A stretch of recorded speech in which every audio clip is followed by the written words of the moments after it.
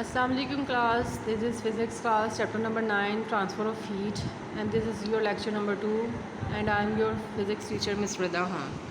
Today we are going to discuss about third method of transfer of heat which is radiation. मैंने आपको पहले भी बताया कि रेडिएशंस जो होती हैं वो सिर्फ और सिर्फ गैसेज में होती हैं, ठीक है.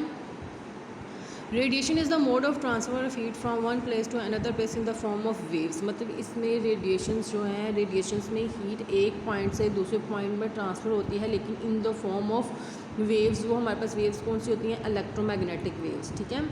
इलेक्ट्रोमैग्नेटिक वेव्स ऐसी वेव्स होती हैं जिनको कोई मीडियम रिक्वायर्ड नहीं होता अपनी प्रोपोगेशन के लिए. प्रोपोगेशन मतलब अपने एक जगह से दूसरी जगह फ़्लो करने के लिए किसी मीडियम की ज़रूरत नहीं होती, ठीक है.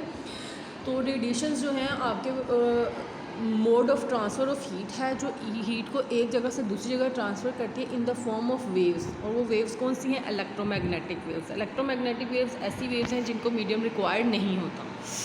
इसकी एक्सप्लेनेशन है, ये शॉर्ट में भी इंपॉर्टेंट है और लॉन्ग में भी इंपॉर्टेंट है. शॉर्ट क्वेश्चन में आपने इसकी डेफिनेशन करनी है और एग्जाम्पल में करनी है sun is the major source of heat, ठीक है. लॉन्ग क्वेश्चन में इसकी एक्सप्लेनेशन स्टार्ट हो रही है और sun is the major source of heat.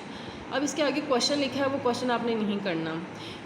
सन जो है मेजर सोर्स ऑफ हीट है. अब आपने कभी सोचा है कि सन से हीट डायरेक्टली हमें कैसे मिलती है? ना ही कंडक्शन से मिलती है, ना ही कन्वेक्शन से मिलती है, ठीक है. ये हमारे पास एक थर्ड मेथड से आती है. क्यों? वो थर्ड मेथड हमारे पास रेडिएशन. क्योंकि अर्थ और सन के दरमियान में बहुत ज़्यादा स्पेस है, जिसकी वजह से जो ये कंडक्शन तो बिल्कुल भी नहीं हो सकती और कन्वेक्शन भी नहीं हो सकती, ठीक है. It reaches us neither by conduction और not by convection because there is a space between the sun and the earth. Atmosphere is empty. तो इसमें जो हमारे पास थर्ड मेथड है उसे कहते हैं radiation. He travels from one place to another place. It is through radiation that heat reaches us from the sun. इसके बाद कुछ फैक्टर्स आ जाते हैं जो रेडिएशंस को इफ़ेक्ट करते हैं. इसमें सबसे पहले हमारे पास आ जाता है colour and texture of the surface. अब कलर पे बहुत ज़्यादा डिपेंड करती है. अगर ब्लैक बॉडी होगी, ब्लैक कलर की, जैसे आपने देखा होगा कि दो कार खड़ी हैं, एक ब्लैक और एक वाइट, तो जो ब्लैक होगी वो जल्दी हीटअप हो जाएगी क्योंकि black body is a good radiator and good absorber. वो बहुत जल्दी हीट को एब्जॉर्ब भी करती है और एमिट आउट भी कर देती है, ठीक है. इसलिए जो हमारे पास कलर और टेक्सचर है उस पर बहुत ज़्यादा डिपेंड करता है.